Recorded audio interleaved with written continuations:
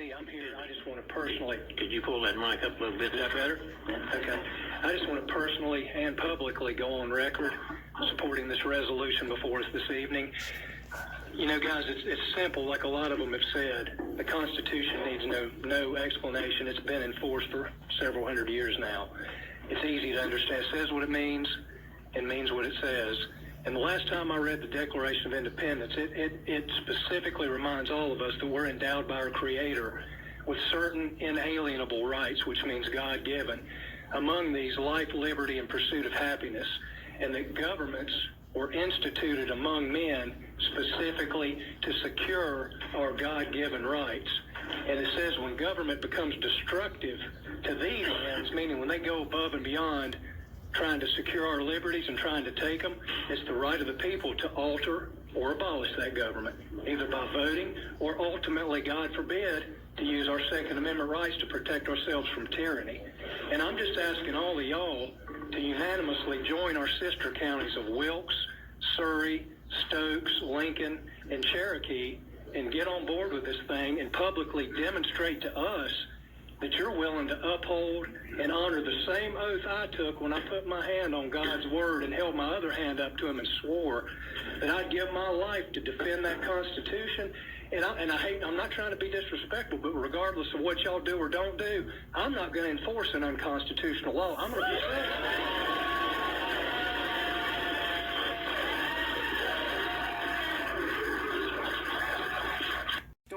Vegas bigwig Mo Green is on the phone to discuss the matter. Mo, are you there?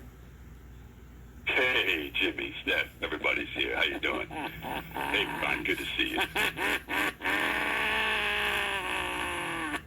Hi there, Mr. Green. Thanks for being on the Jimmy Dore Show.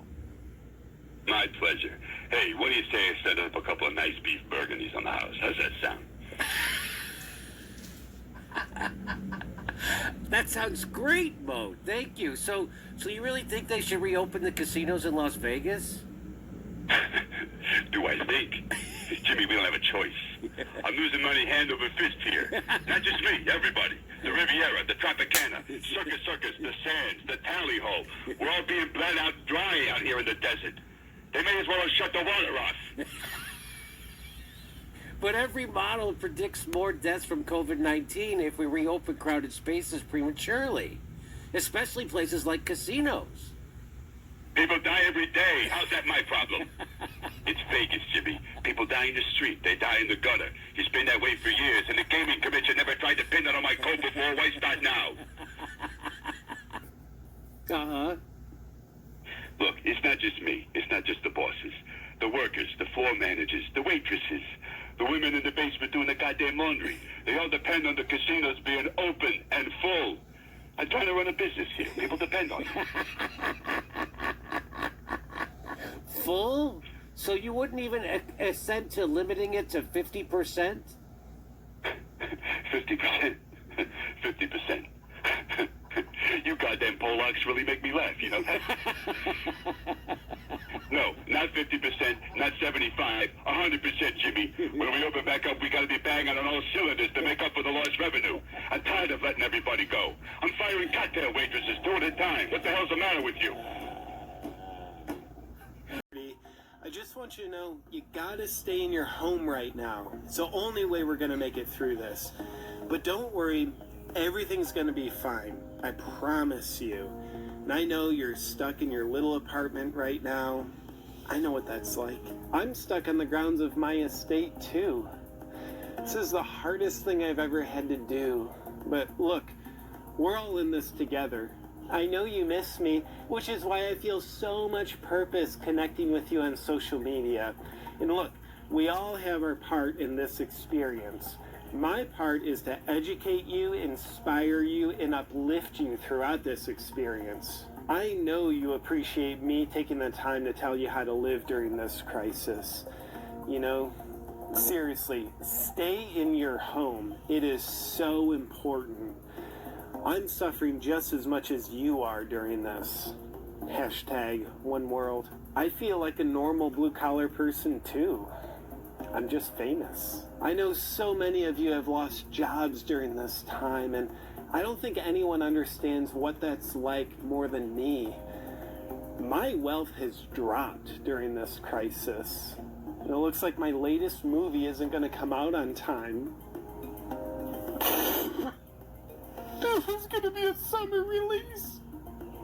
Everything's going to be fine, so don't be a hoarder and buy too much at the grocery store. We have to make sure there's enough for everyone. I can't even tell you how bored I am being stuck on my estate. It's just one more way of reducing your liberty and reminding you that they can fuck with you anytime they want. As long as you put up with it. As long as you put up with it. Which means, of course, anytime they want.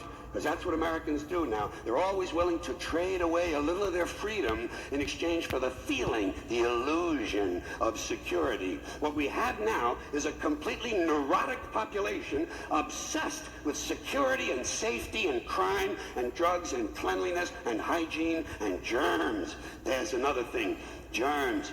Where did this sudden fear of germs come from in this country? Have you noticed this? The media constantly running stories about all the latest infections, salmonella, E. coli, hantavirus, bird flu, and Americans they panic easily, so now everybody's running around scrubbing this and spraying that and overcooking their food and repeatedly washing their hands, trying to avoid all contact with germs. It's ridiculous, and it goes to ridiculous lengths. In prisons, before they give you a lethal injection, they swab your arm with alcohol. It's true. It's true. It's true.